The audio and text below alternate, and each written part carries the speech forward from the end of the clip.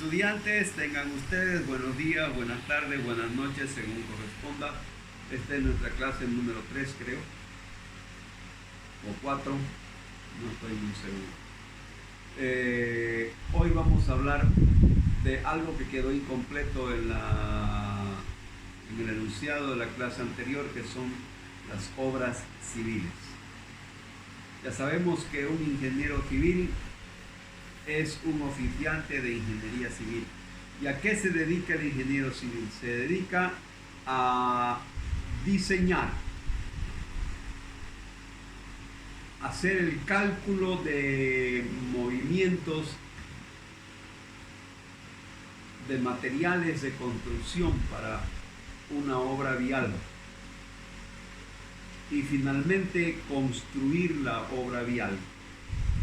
Las obras viales se clasifican en dos. Existen las obras viales rodoviarias y las obras viales ferroviarias. Las rodoviarias son los pavimentos que conocemos por los cuales circulan los automotores a rueda. De ahí viene la palabra rodovía, de rueda. Y las vías ferroviarias son aquellas por la cual un tren circula por una vía férrea.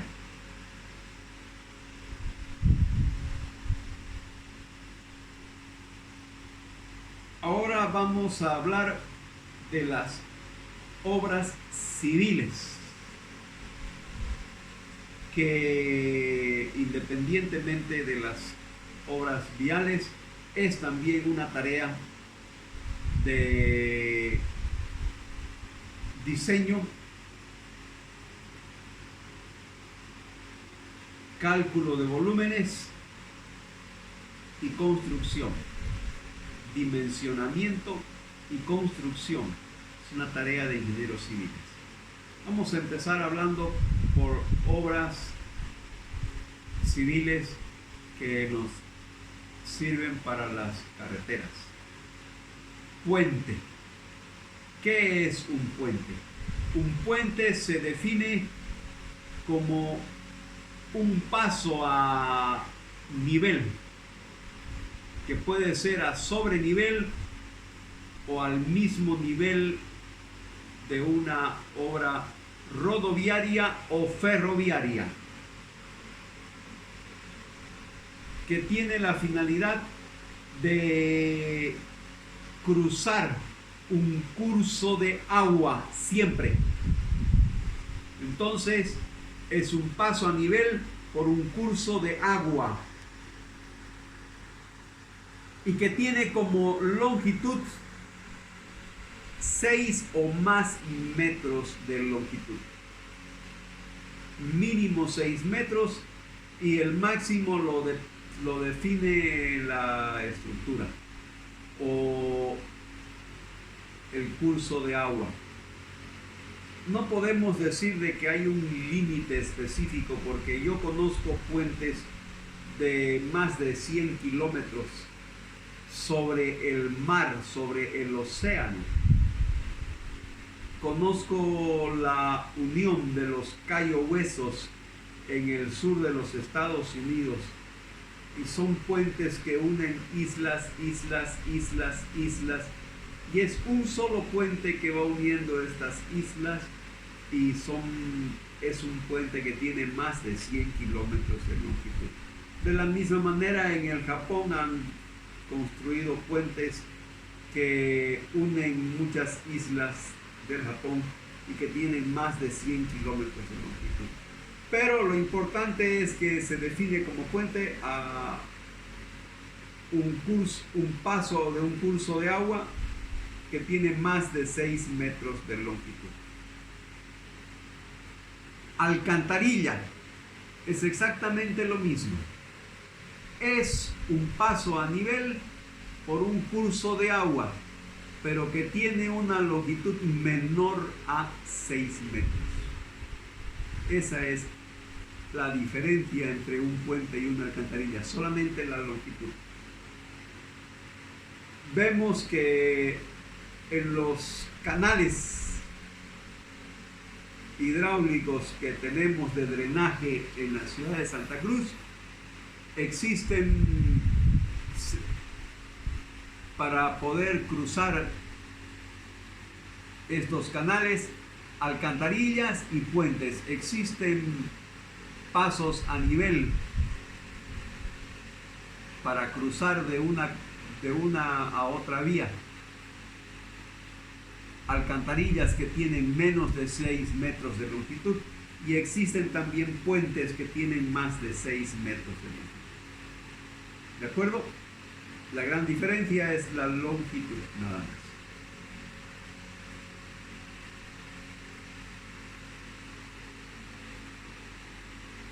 Otra obra civil que es sumamente importante son las edificaciones.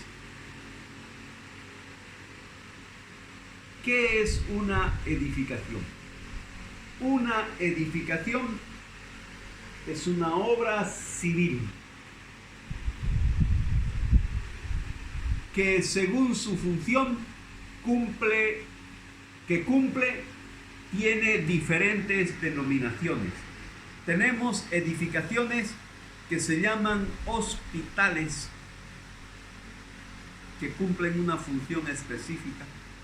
Otras edificaciones que se llaman teatros, otras edificaciones que se llaman coliseos o estadios deportivos, otras edificaciones que se llaman pabellones de aula, como los pabellones que tenemos en la Universidad Autónoma de Gabriel René Moreno, que tienen la función exclusiva y están diseñados y dimensionados exclusivamente para pasar clases, y que dan todas las condiciones para los estudiantes y los docentes para que cumplan esa función específica.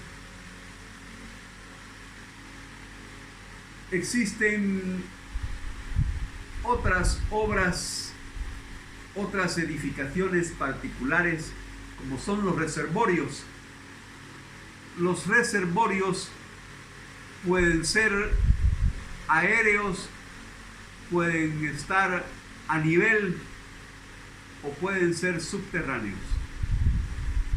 Los reservorios sirven para acumular en su interior agua, otro tipo de fluidos como combustibles o gases también.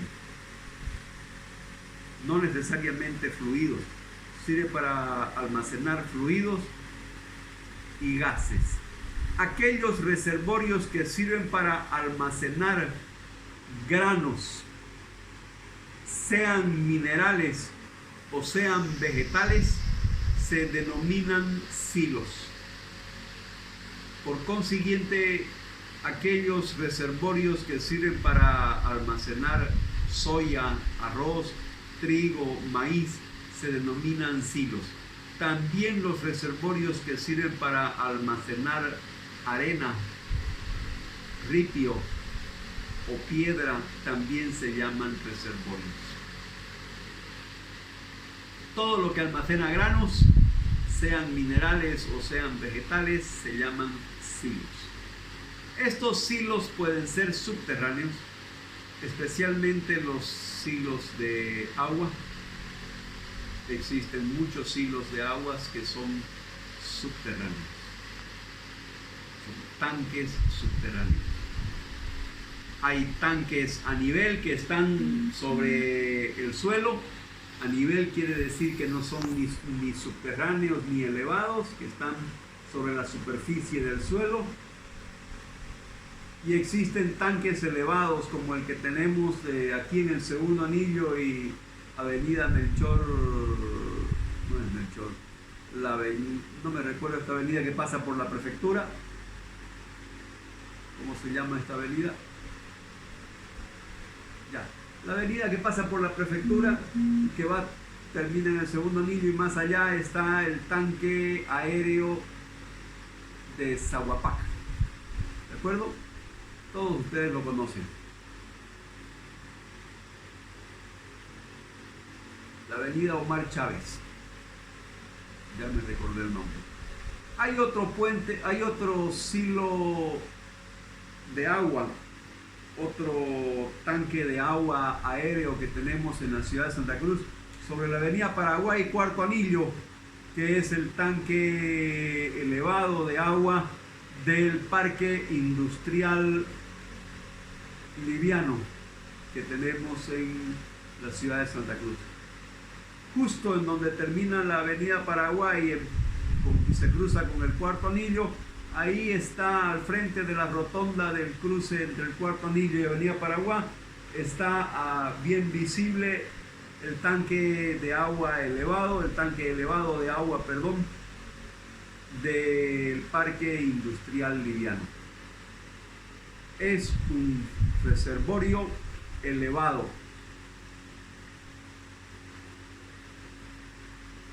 Si vamos por la avenida Santo Dumont hasta la refinería de Palmasola, vamos a observar de que existe un tanque elevado, pero en este caso no es un tanque elevado de agua, es un tanque elevado de derivados del petróleo, de petróleo y derivados del petróleo. Es un tanque que tiene más de 50 metros de altura. Se lo ve desde bien lejos a medida que nos vamos acercando hacia la refinería de Palmasola. Y existe un tanque, un reservorio subterráneo que es un tanque de gas natural, que se lo ha hecho subterráneo para evitar fugas, puesto que el gas natural no tiene olor ni sabor, pero sí puede incendiarse al contacto con una simple chispa. Y como hay carretera por el entorno, es muy peligroso que un caño de escape mal regulado de un motor o de un motor mal regulado genere chispas y una mínima fuga de gas natural pueda generar un desastre de incendio. Por ese motivo es que los tanques de gas natural están subterráneos. Si hay fuga, el gas se queda en el subsuelo.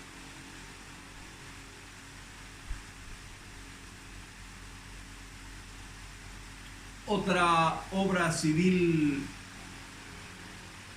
muy importante son los túneles y las obras de arte que acompañan a una rodovía o ferrovía, como ser los defensivos para que los taludes de los montañas o cerros no caigan sobre la carretera. Los pequeños canales de desagüe paralelos que le llamamos cunetas normalmente en forma vulgar, acompañan a toda obra vial a lo largo de toda su longitud para hacer de que las aguas de lluvia circulen sobre los canales de drenaje y no sobre el pavimento, para evitar problemas de deslizamiento de vehículos que circulan a alta velocidad, y que esto hace que el agua pueda hacer que los vehículos derrapen. Entonces rápidamente el agua escurre hacia los canales de drenaje y los canales hacia las cunetas, y las cunetas llevan el agua hacia los canales de drenaje primarios y los primarios hacia los secundarios, y los canales secundarios hacia los primarios, que desagotan el agua de la ciudad hacia los efluentes finales, que son las quebradas o los ríos, o en algunos casos lagos o lagunas.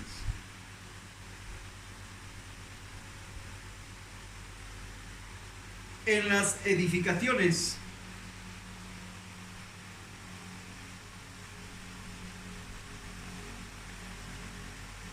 Estas necesitan de elementos estructurales para sostenerse sin caer. Estos elementos que sostienen a una edificación sin que se caiga se llama el esqueleto estructural. Más usado es el nombre en ingeniería civil de esquema estructural. Es más utilizado que esqueleto estructural. Pero el esquema estructural funciona como un esqueleto estructural, que es la que sostiene a la edificación para que cumpla su función, según su denominación. ¿Cuáles son los elementos que participan en un esqueleto estructural o en un esquema estructural de una edificación? Son los elementos de alma llena.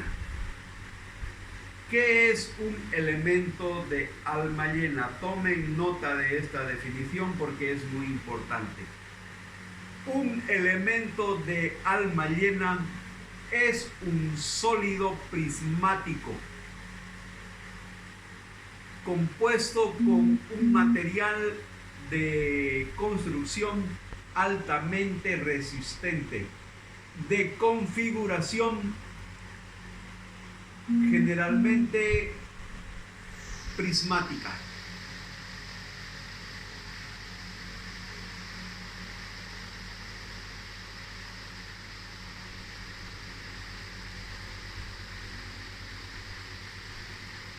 Según su función,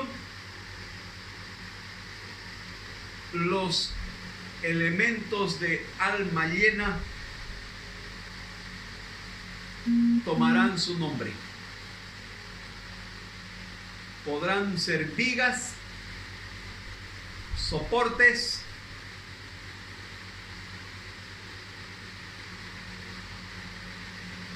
tensores.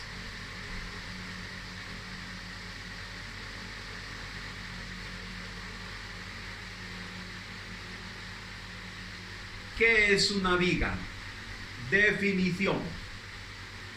Una viga es un elemento de alma llena que cumple las siguientes condiciones geométricas.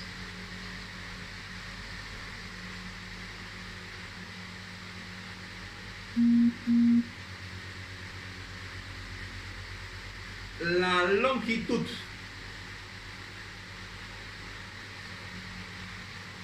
es la dimensión mayor de la viga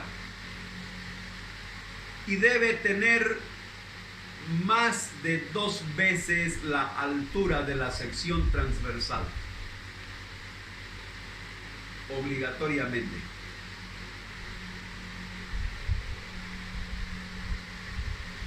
Y la base de la sección transversal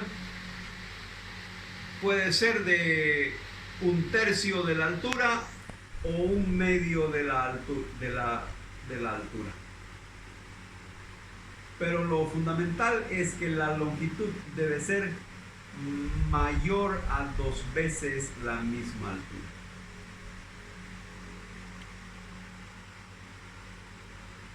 ¿Cuál es la función de una viga? La función de una viga es soportar la tensión interna de flexión simple compuesta, simple o compuesta, y que puede ser incluso combinada con compresión o contracción.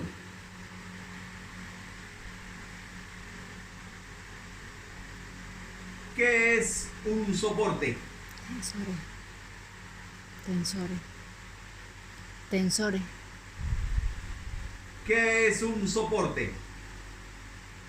Un soporte es el elemento lineal muy importante en un esquema estructural. es un elemento lineal, o sea, la longitud es mayor a 2 veces la segunda dimensión de la sección transversal. O sea, es mayor a 2 veces la altura de una sección transversal. Y sirve para soportar la tensión de compresión. Son también denominados columnas. ¿Qué es lo que me decía usted? Tensores. Tensor. Tensor es un elemento lineal que cumple la función de soportar la tracción, que puede ser simple o puede ser combinada. Normalmente también se los llama cables,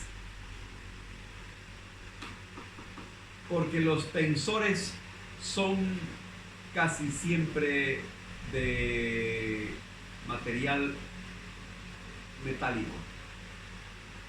Sus dimensiones de las secciones son relativamente pequeñas, pero la resistencia del material, al ser normalmente de acero, son muy superiores al del hormigón.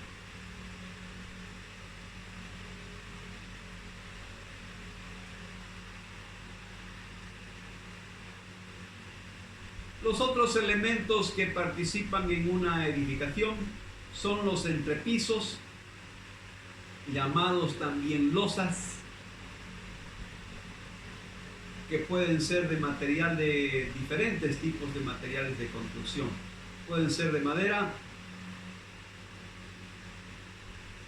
o de hormigón armado o de materiales combinados, cerámicos y hormigón. Por la parte inferior se revisten de material de revestimiento liviano, como ser estuco o yeso,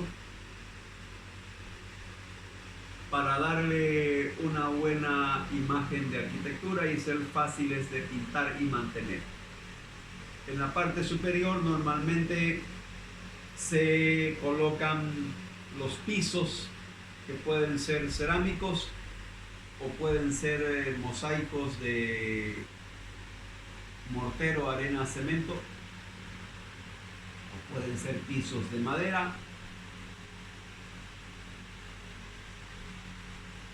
o de azulejos. Eso depende de el tipo de edificación y del costo de la edificación. Mientras más lujoso es el piso, es el precio mayor. Pero hay construcciones que sí ameritan estos costos, pero hay otras construcciones en las que no vale la pena hacer gran inversión en el lujo, sino en la funcionalidad.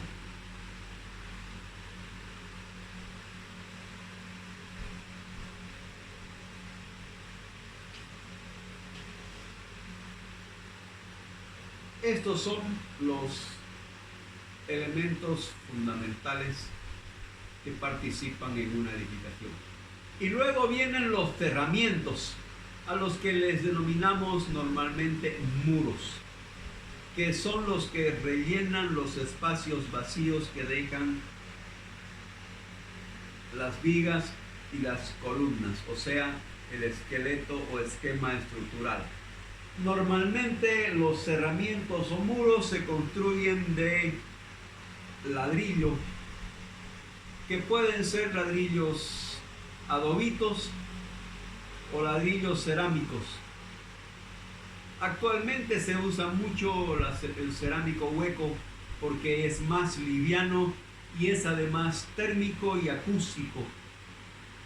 Si el sol es simplemente en la parte externa, el calor del sol que calienta los muros, en los cerámicos huecos ese calentamiento del sol se queda en el exterior y al interior no ingresa. Por consiguiente, refrigerar las habitaciones internas, los ambientes internos, es mucho más fácil, más simple.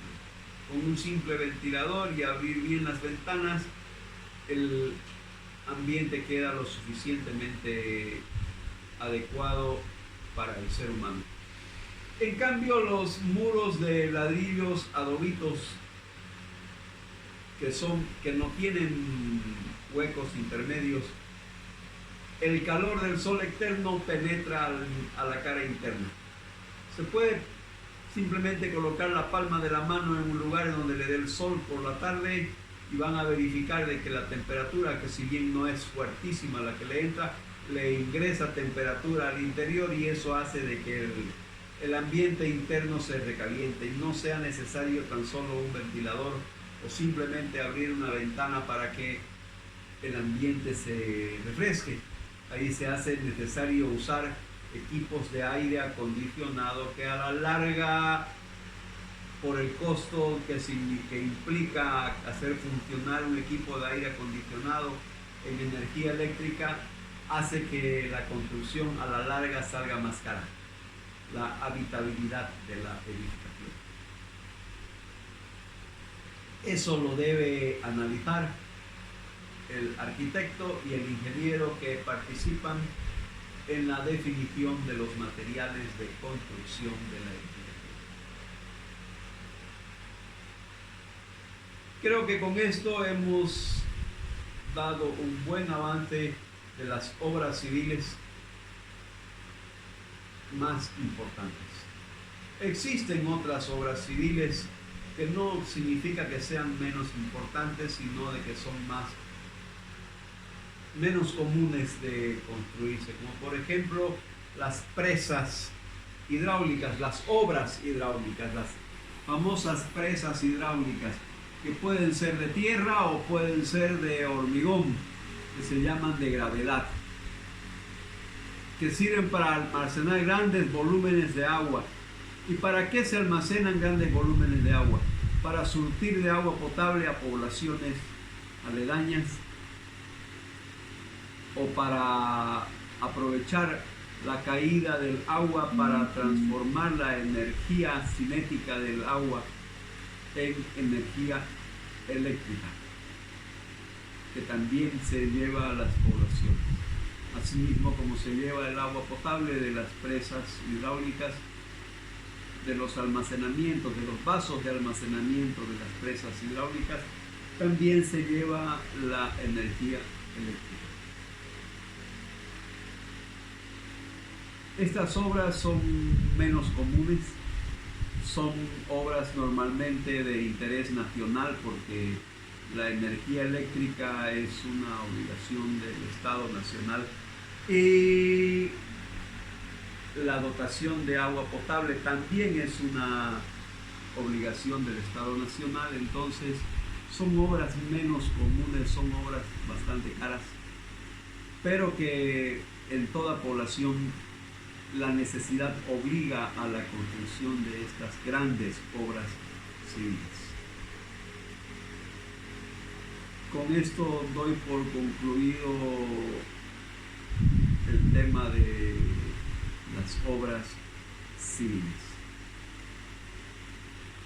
Muchas gracias. Hasta el próximo video.